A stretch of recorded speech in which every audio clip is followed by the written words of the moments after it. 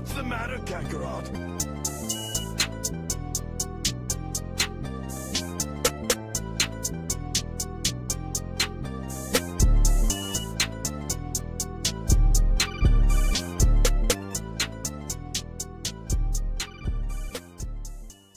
Hello, good morning or afternoon. Welcome back to another Sunday morning service with the Blerd Church of Anime.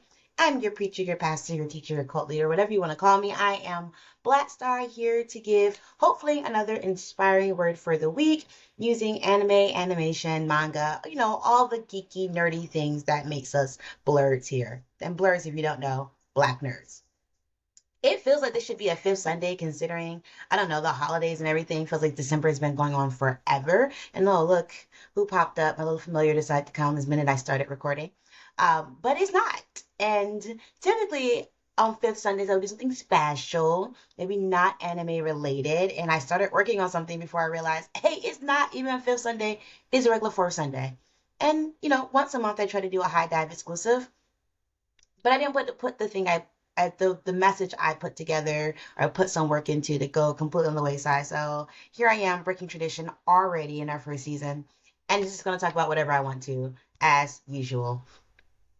Anyways, this was the week of Christmas and the end of Hanukkah and the beginning of Kwanzaa and all of the holidays and the solstices.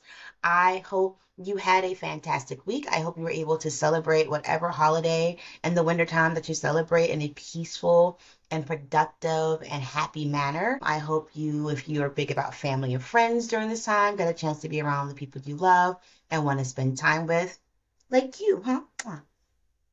Or, if you didn't want to be around people, because some people just, you don't get a lot of time off. You just want some quiet and a little rest. I hope you got that for yourself as well. And for those who may not have had the best week because you had to see family or had to be alone or money wasn't right, I get it. I know that things can be really, really hard, especially around the holidays. I just feel like things just constantly coming at you. And that's how you felt last week, then F last week. We're moving into a new week, a new year. By the time this week is over, it will be 2026. And 2025 has been hilarious in the nicest way. That's the nicest way I can put it. And I don't typically love an even year, but I'm hoping 2026 will be so much better. But I'm going to save a lot of those musings for next week when we are officially in the new year. Because this week, I really want to talk about redemption. Boy, talk about a heavy topic before you get into the new year, right? And I'm not talking about so much what people who've been done wrong, so much what we need for redemption, but like getting people who feel like they need to be redeemed a chance to kind of think through like what does redemption look like and what are the steps you take towards it, and sometimes kind of figure out why are other people not responding to you trying to do the work to redeem yourself. This is not quite anime based, but there's gonna be some anime stuff in there, so float with me, go with me. I'm gonna talk a lot about Avatar: The Last Airbender, which is anime adjacent for people who truly don't believe that it's anime, but give it to me, right? Give it to me for today. And of course, I'm gonna talk about Avatar: The Last Airbender because one of the arguably best redemption stories in animation has to be Zuko. Zuko, and 3 seasons later, seeing where he is, how he ends it up, and then in the future stories and everything, what Zuko does as Fire Lord. I'm sorry, spoilers if you haven't seen Avatar: The Last Airbender, and if you're only watching it via Netflix, I feel sorry for you. Get to the animation, like y'all. Get What are you doing? Stop watching live action versions. Get to the actual animation. But anyway, it's one of the best redemption stories for a lot of reasons. And I'm hoping to kind of go through some of those too. We'll also talk about like what does it take for us to be redeemed? What does it take for us to be redeemed in other people's eyes? The people who you've hurt, to people who have been adjacently hurt, and even from the audience. Like, why do we like a redemption story? And I have to be very honest. Part of this came from being around family. Also, one of my Discord channels pulled up a post from, one of those Instagram, Facebook groups that always have like a question of the day for, anime fans to argue about. And I'm gonna put the post up here, but basically, uh, it was a series of 9 quote unquote villains. From this came from otaku culture, and I was like, anime fans were asked to forgive one person from this list. And again, this list has some very dramatic people across different animes, from JJK to Naruto. Of course, Shao Tuck is on there because we never have these Taro comes about the worst people without him being on there. But anyway, I'm gonna put the little post up there so people who are not watching the visual, you won't see the full all nine characters. But again, anime fans were asked to forgive one person from this list, and most chose Frieza. And this started a whole back and forth with my anime group, my Discord group, um, about why Frieza over people like Danzo and all these other things. And you know what? I'm not going to get into it. I think some really good arguments were made.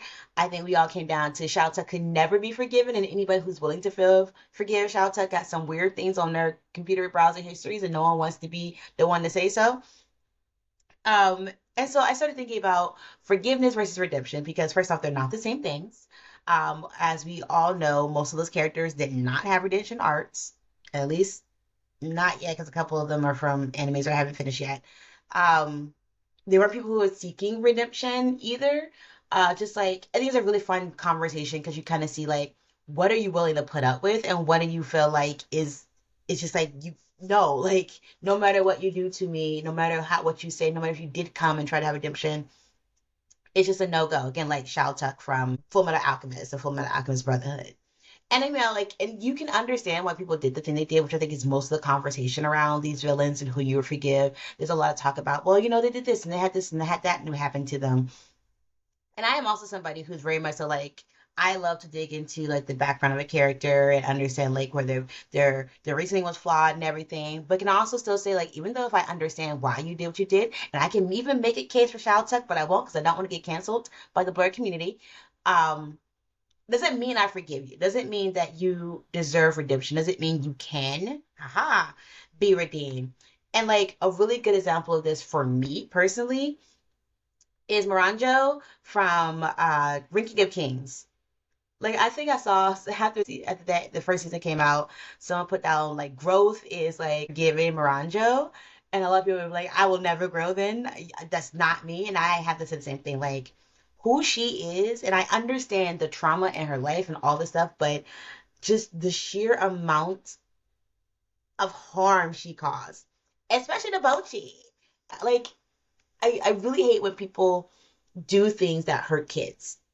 And don't get me wrong, Boss can get it too. King Boss can get all this hate as well.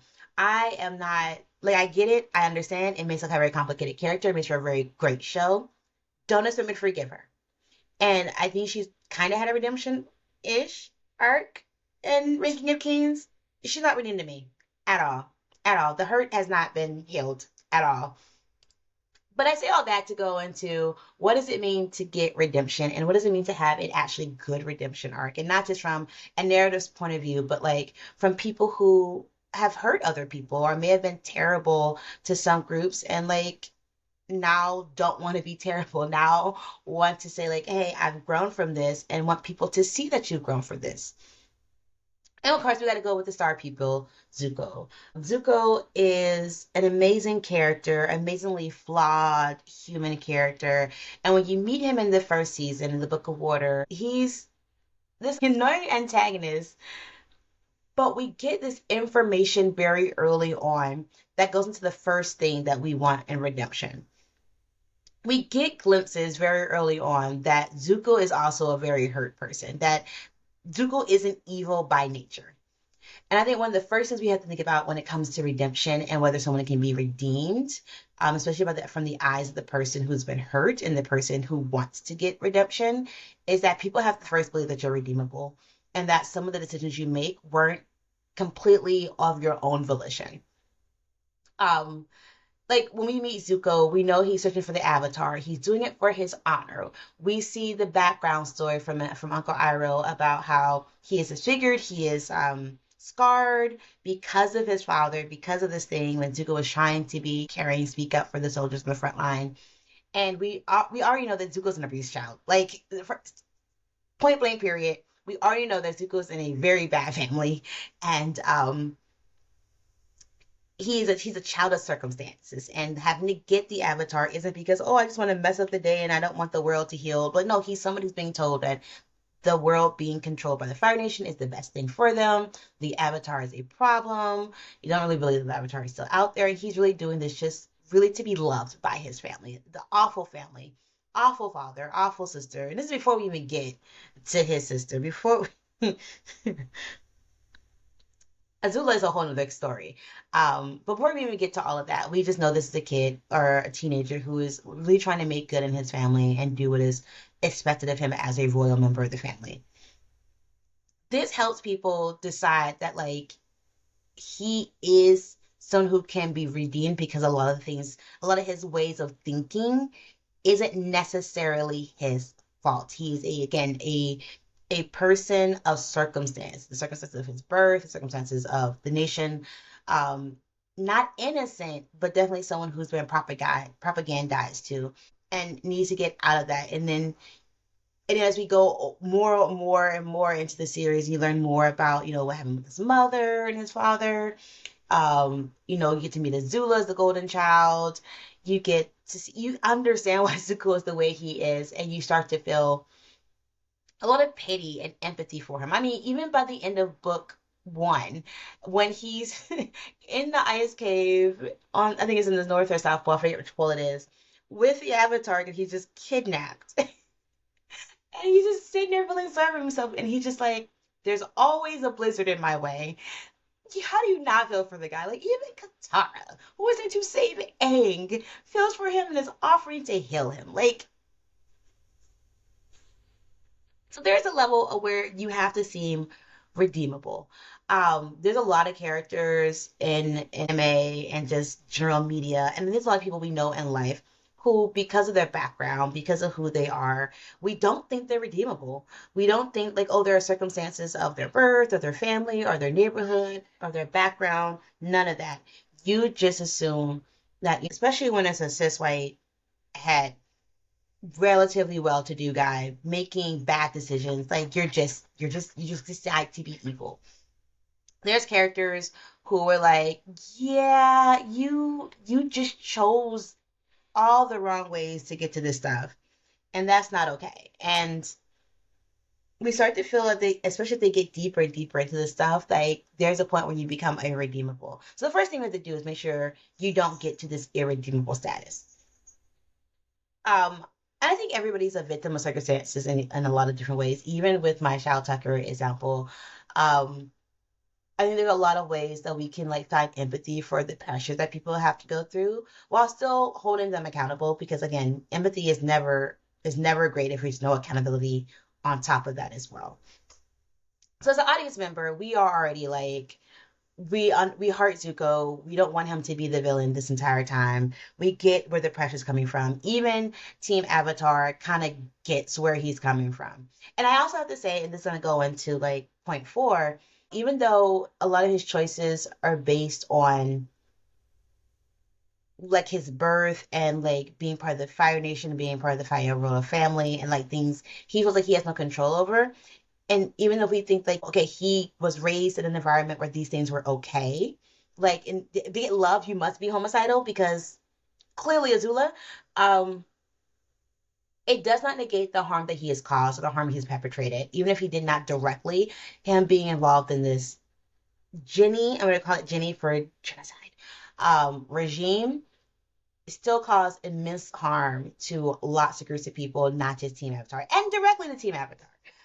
So we're gonna call that out, but that's something else we're gonna bring up in the fourth point. So first point is like first people got to think that you're actually redeemable. That there is a method to the madness, that there was a reason you did it, and a reason that wasn't just I felt like it, I did it all for me. Like it's really hard, especially when people have very selfish motives, to feel like they can be redeemed from that.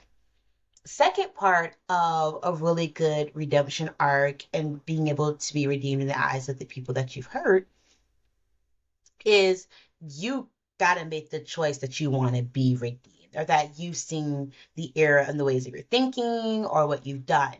And that isn't linear. That isn't always like, oh, light bulb comes off at one day, like, oh, I've been living my whole life wrong, or I was just wrong in this one instance, maybe.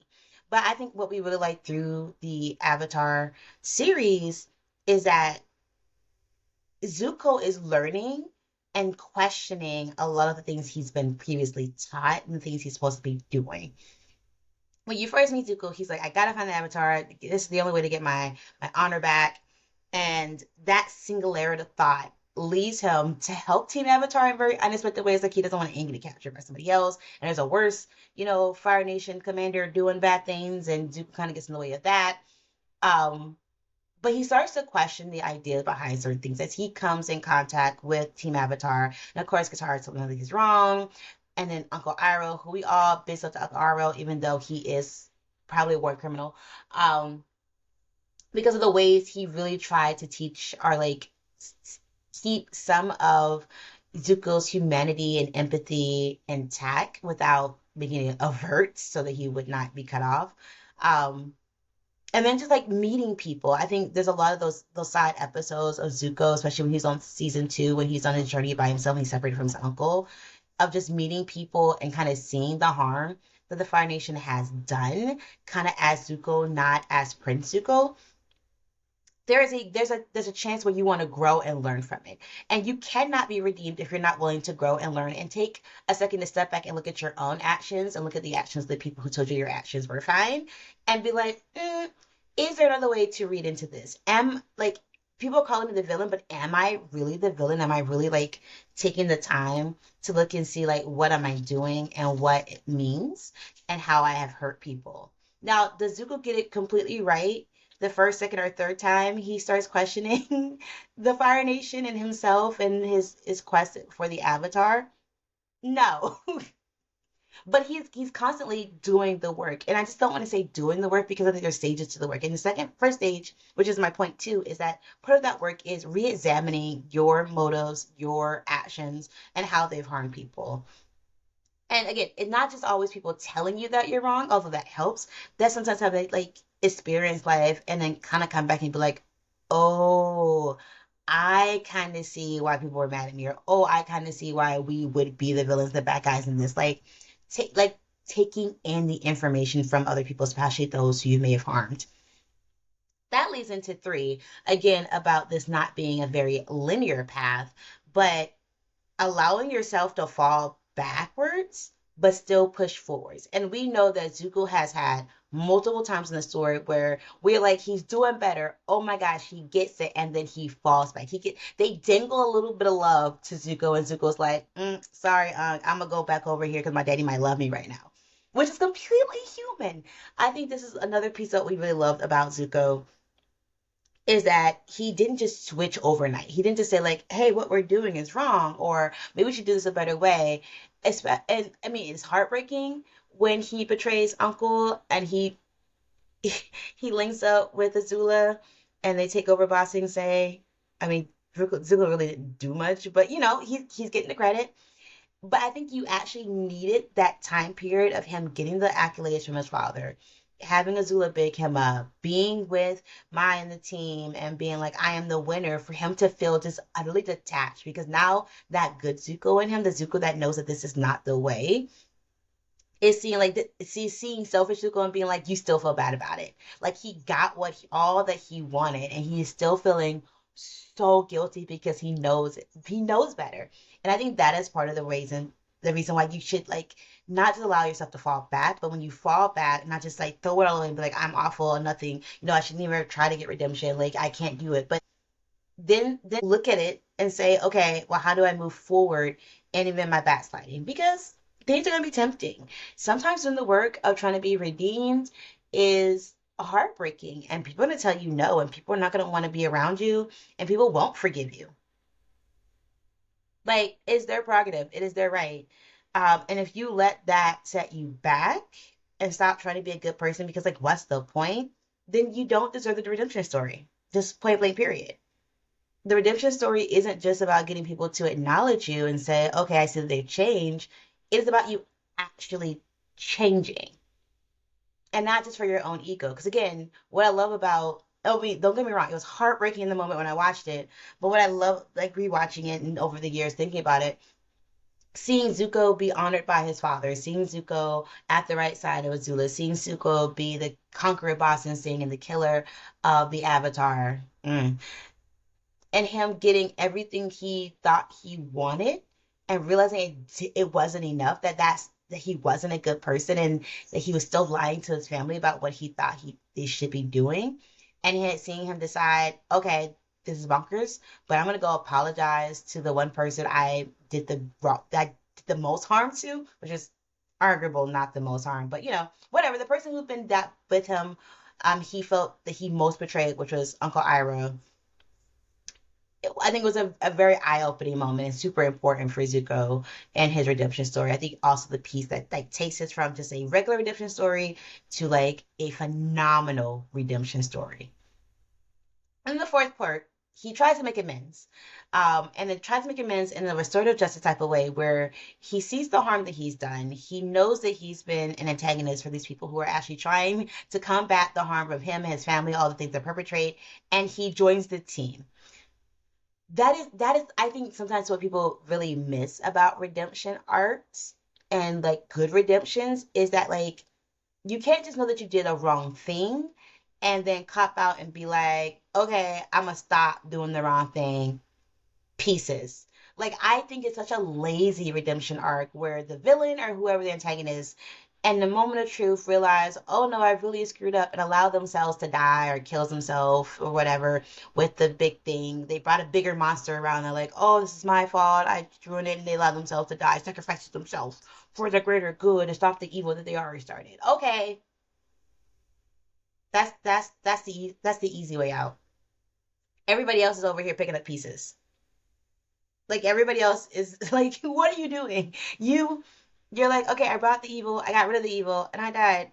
Good. It's not even. It's not even close because you took the easy way out. You didn't do actual restorative justice. And it's so easy for a lot of writers or storylines, and for us to be like, oh, they died, stopping the big thing that they caused. No, it's not redemption. It's just stop. It's a consequence of the action. It's not redemption. This is why you can never convince me that Snape was redeemed in Harry Potter. Like, no. And I don't want Snape to be redeemed either, because F Snape, I, again, when it comes to children, I do not rock with adults that put children in harm or bully children. And Snape was an irredeemable character to me in the first place. Again, I get the trauma, I get all the stuff, and that just makes me buckle down more and be like, really? This is the route you decide to go? These are the decisions you decide to make? And at the end, he doesn't even like sacrifice his life. Yeah, I have a lot of thoughts, and that's a whole other story. And I probably won't do it because J.K. Rowling being who she is, and be not trying to hype up anything. But I would just say that that's why Snape is not redeemed, and it's not a great redemption story for people to use. Again, my humble opinion. Feel free to argue with me in the comments. Go in, go in on me. It's fine. I'm a big girl. I can handle it. I stand by my point. But we're gonna talk about Zuko, which is the better redemption story. So back to Zuko. So what he does is when he realizes what he's done wrong, when he realizes that he's caused harm, he goes in and he's like, what can I do to make it better? The team that I hurt the most, that I was chasing after, caused all these calamities, hired an assassin to get bounty hunter, a couple bounty hunters. I think he's like hired two or three at this point. He decides to join them. And that is first off, that's very brave of him, considering that they could have all been like, go jump in a lake. And there's a moment where you're like, y'all can't. Zuko walking into Camp Avatar to be like, I'm giving you my services. I tried to kill the Avatar. Bold moves, my dude. Bold moves. It's one thing you can never say is that Zuko was a punk. But he does the awkward stuff. He goes in, and even though he's not perfect, he's trying to make amends for his family, make amends for his nation that he now recognizes has done a lot of wrong. And I think part of redemption is literally trying to make amends. And I think if Team Avatar had been like, no, we don't want you to be part of us. We can't trust you. You can't sit with us. I think Zuko would have still found a way to help out. The Zuko still would have found a way to support, but also honoring how they felt. Because again, as I was saying, like a lot of times for redemption, your own redemption arc, people don't have to forgive you. They don't. It's their own journey.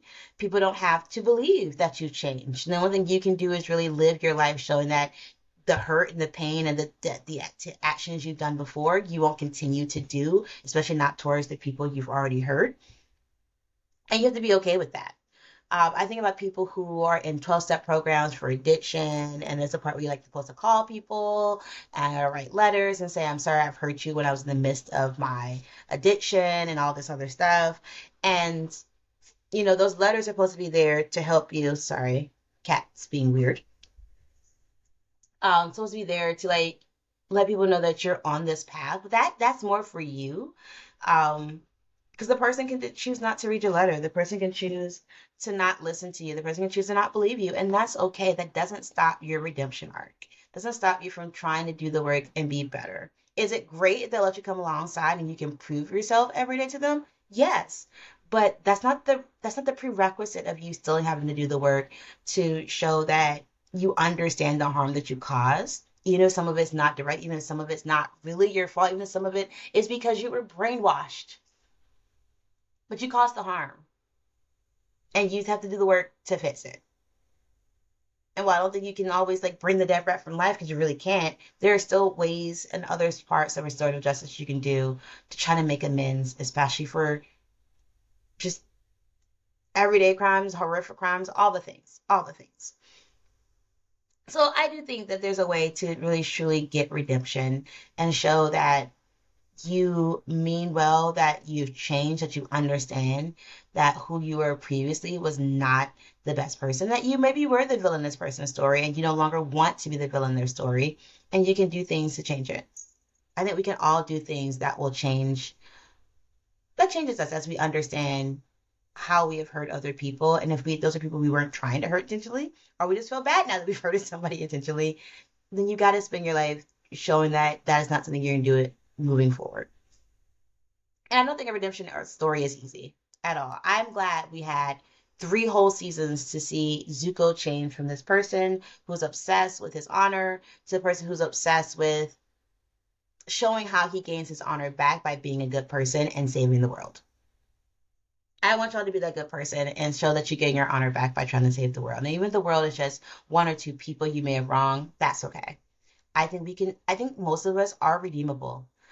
I think we get into this irredeemable status when we continue to be monsters, when we don't look at our faults, when we don't listen, when people are telling us that we're doing something wrong, and we hold on tight, whether it's because of our ego or narcissism or defensiveness, and then we continue to victimize that person or other people.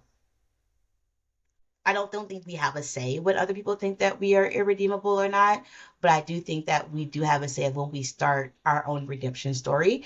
And so if there's somebody you've hurt, if there's somebody that doesn't rock with you in the same way, or there's behaviors or a person used to be, I do encourage you for the next year as you go into 2026 to think about like what was your redemption story for those people, that person, that group, whatever will look like. And if that group or that person or that family of people or whatever won't forgive you right now, what can you do to continue that, to show that you are on the path of being a better person because you understand what it was like for you to like harm them? And again, and most things I do here is all about harm reduction. And while yes, I may forgive Frieza over a lot of these other characters on the screen that I have something to feel about. And that's, they don't have redemption arcs because they're villains who felt like they're justified in the things that they did and for whatever reason. I honestly just think if you want to no longer be that villain, if you want to be the good guy, if you want to be the person who learns from their past, then you got to get on your own redemption journey and no one else can force it on you. So yeah, that is my last message for 2025. Ominous, right? I hope not. I am looking forward to this week. I'm looking forward to New Year. I I am a big fan of New Year's and how you bring in the New Year's, how your year's going to be. So we can talk about that next Sunday, what all the things I did to bring it in. Tell me also in the comments, like, are there redemption stories you absolutely love or hate? Is there different examples of people who should they understood that they were the piece of you know what and decided to become better? and then like made it happen, or we're in the middle of so I also love a good in the middle of your redemption story and they get a chance to like fully get there. I think authors and creators, when they do that, it hurts my soul, but it's such a great like circumventing the redemption story, and then you have to decide if the person had done enough to get redeemed or not. It's great. But yeah, tell me your favorite redemption stories. Put them in the comments, put them in the chats. Love to hear more about it. And we can argue. So yeah, I hope you have a great week, and I'll catch you on the next one. Bye. The Blerd Church of Anime podcast is produced by Black Star, aka Lauren Tillman, written by Lauren Tillman, and hosted by Lauren Tillman. Music created by EL47.